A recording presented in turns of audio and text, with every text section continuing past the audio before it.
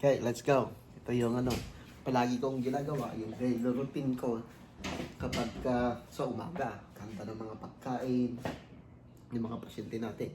Yung iba nakakain na ngayon.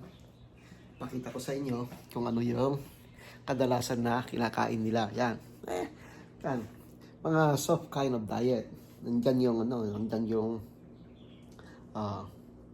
siyempre hindi matanggal talaga yung ensure na yan. Mostly, mga papaya, oatmeal, yan, yung mga soft kind of diet. Kasi, matatanda na yan. Hindi maaari na pakainin mo ng mga matitigas na pagkain. Yan, yun ang nila sa umaga. Okay, let's go. Okay. Ito. Katapos lang natin magbigay ng gamot sa mga pasyente natin. Yan. Ito yung Kasi talaga ito yung isa sa mga practice ng trabaho mo. Magkuha ng mga vitals nila. Thermometer. Pulse ox. Mga gamot. Si dinurtin yan. Talagang obligadong gawin mo yan. Yan. Sige, tuloy natin. Ay, ako. Siyempre, magbigay ka din ng breathing treatment. Nebulizer para sa mga olds. Ito yung mga tawag ito. Partes sa mga trabaho mo. Gagawin mo lahat. It's okay. Okay, tuloy natin. Nang sa ganun, matapos itong mga natin, trabaho natin.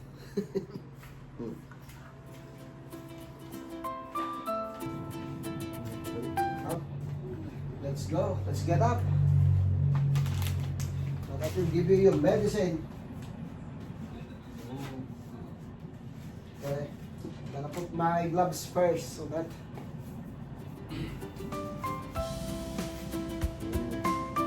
okay. Let's lower down this one. Then we're gonna get up. It's okay.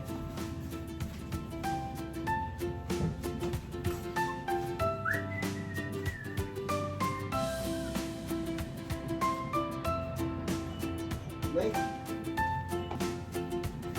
Slow it down.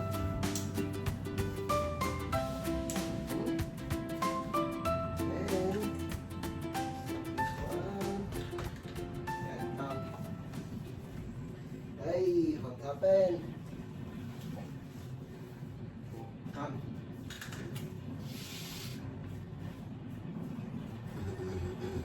Ah ha ha ha. Hey. Okay, hold. Here. Another one.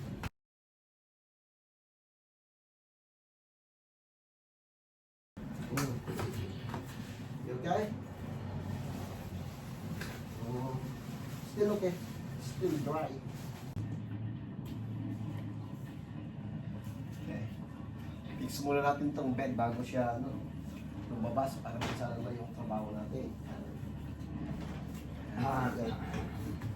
That.